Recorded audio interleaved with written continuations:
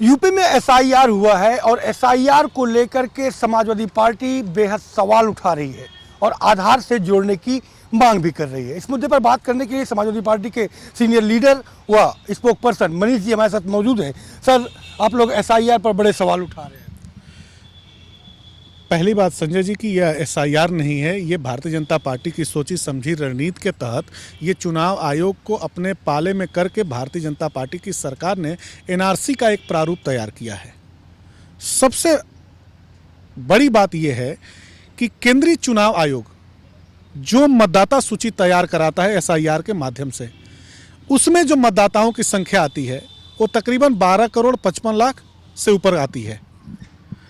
वही उत्तर प्रदेश चुनाव आयोग जब ग्राम पंचायत की मतदाता सूची तैयार करता है, वही बीएलओ ग्राम पंचायत की मतदाता सूची जब तैयार करते हैं तो उनकी संख्या तकरीबन 12 करोड़ 70 लाख से ऊपर बताई जाती है। नगरीय मतदाता सूची जो होती है उसको जब आप मूल्यांकित करेंगे और उसको रेखांकित करेंगे तब आप देखेंगे कि उसकी संख्या तकरीबन 4.25 करोड़ के आती है।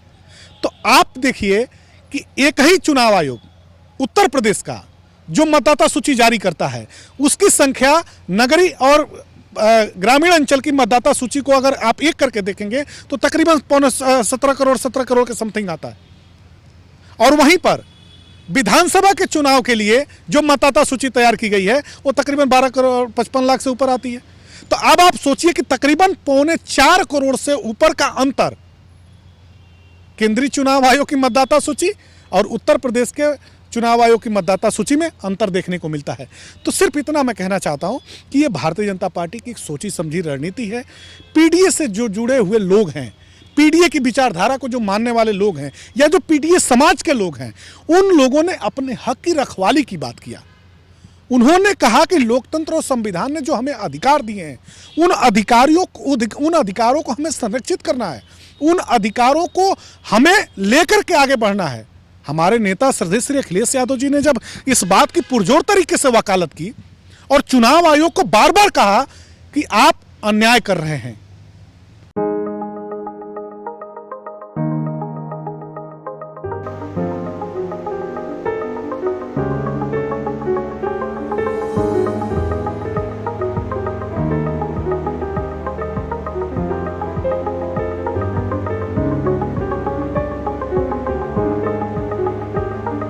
भारत का चुनाव आयोग भारतीय जनता पार्टी के कार्यालय से संचालित होगा।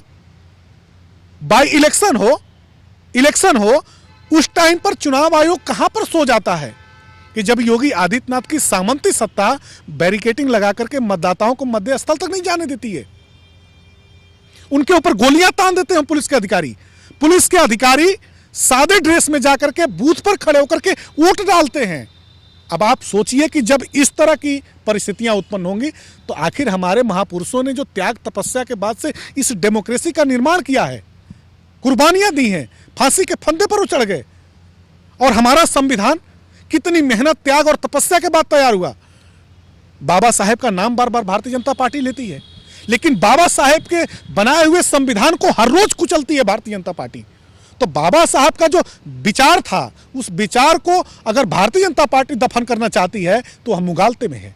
इसलिए कि हमारे नेता श्रद्धेय श्री अखिलेश यादव जी ने सड़क से लेकर के सदन तक उत्तर प्रदेश और देश की आवाम के हक के लिए लड़ाइयां लड़ी हैं और सरकार के सामने चुनौती बनकर के खड़े हो गए और उन्होंने कहा कि श्री अखिलेश यादव जी के रहते, समाजवादी पार्टी के रहते जनता की हकमारी कोई नहीं कर सकता है।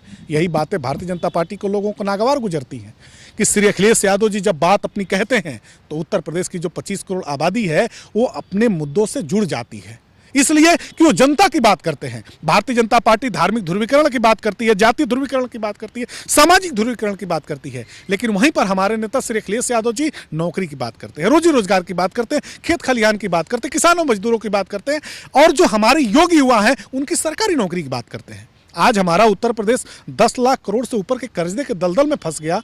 प्रति व्यक्ति आज के समय में उत्तर प्रदेश का 37,000 से ऊपर का कर्जदार है। यहां तक कि मां के गर्भ में पलने वाला बच्चा भी कर्जदार है, इसकी कोई सूद नहीं ले रहा। योगी आदित्यनाथ जी मंचों पर जब उद्बोधन के समय होते हैं तो वह यह बताने की कोशिश करते हैं कि उत्तर प्रदेश में सब कुछ बेहतर है, लेकिन उत्तर प्रदेश का जो कानून का राज है वो जराइम की दुनिया में तब्दील हो चुका है। दलित परिवार की बेटी उठा ली जाती है और ये शर्मनाक उत्तर प्रदेश की सरकार बैठ करके लोक भवन में हंसी और ठिठोली करती है। इससे बड़ा दुर्भाग्य क्या होगा कि एक दलित परिवार की बेटी, उसकी मां की हत्या कर दी जाती है मेरठ में और बेटी को सरेआम अपहरण कर लिया जाता है। योगी जी कहते हैं कि उत्तर प्रदेश में कानून का राज है। अगर कानून का राज होता तो दबंग, गुंडे और माफिया किसी के घर में नहीं घुस पाते, लेकिन गरीब परिवार के लोगों के ऊपर जो जुर्म हो रहा है, जाति हो रही है, अत्याचार हो रहा है, आखिर इनकी जवाबदेही किसकी है, जिम्मेदारी किसकी है? स्पष्ट तौर पर समाजवादी पार्टी का मानना है कि भारतीय जनता पार्टी SIR के माध्यम से NRC करा रही है, लोगों को उनके अधिकारों से वंचित करने की एक साजिश है। और समाजवादी पार्टी अपने पदाधिकारियों के, अपने साथियों के माध्यम से और जो समाजवादी पार्टी के BLA हैं प्रति बूथों पर, उनके माध्यम से हम फॉर्म 6 भरवाएंगे। हम किसी भी मतदाता का नाम छूटने नहीं देंगे और एक ही नाम के 2 मतदाताओं की जो मतदान पहचान पत्र बनेंगे, उनको अगर भारतीय जनता पार्टी बनवाने की कोशिश करेगी तो समाजवादी पार्टी उनके ऊपर FIR भी कराएगी। अगला सवाल मेरा ये है कि बीजेपी PDA की काट खोज रही है, प्रदेश अध्यक्ष की नियुक्ति और उसके बाद अब जाति समीकरण साधने के लिए मंत्रिमंडल के विस्तार की चर्चा है। देखिए, भारतीय जनता पार्टी PDA का काट कैसे ढूंढ पाएगी? भारतीय जनता पार्टी ये सोचती है कि भारतीय समाजवादी पार्टी का PDA का जो एजेंडा है वह राजनीतिक है, तो गलतफहमी में है। यह हमारा सामाजिक न्याय के लिए एक PDA का परिवार है जो अपने हक के लिए बरसों से लड़ रहा है, दशकों से लड़ रहा है, सदियों से लड़ रहा है। तो जो समाज अपने लिए सदियों से लड़ रहा हो वह राजनीतिक विषय नहीं हो सकता है। हमारे लिए तो सामाजिक विषय है। हम सामाजिक मुद्दों पर जब सवाल करते हैं तो भारतीय जनता पार्टी सत्ता के बंगले झांकने लगती है, सत्ता की तरफ देखने लगती है। भारतीय जनता पार्टी जितना कॉकटेल बनाना चाहे बना सकती है, लेकिन जब लेखपाल की नियुक्ति की बात आई, लेखपाल की भर्ती की जब बात आई और आपने उन्हीं का आरक्षण खा लिया, जब हमारे नेता श्री अखिलेश यादव जी ने उसके बारे में ट्वीट किया, जब उन्होंने सरकार को चेतावनी दिया और एक एक चीजों का उन्होंने उल्लेख किया विवरण के साथ, तो भारतीय जनता पार्टी की सरकार सरेंडर बोल गई। फिर उनको वो आरक्षण देना पड़ा। तो हमारे नेता की जो पैनी नजर है वह पैनी नजर सरकार की हर गतिविधियों पर है। और हम जब बात करते हैं तो जनता के मुद्दों पर बात करते हैं, जनता के लिए बात करते हैं। समाजवादी पार्टी अपनी कभी बात नहीं करती है। समाजवादी पार्टी 25 करोड़ आवाम की बात करती है। जो उत्तर प्रदेश में हकमारी की जा रही है भारतीय जनता पार्टी की सरकार की तरफ से, उनसे हम चुनौती के रूप में सवाल पूछते हैं कि आपने वादा ये किया था और आपने पूरा ये किया।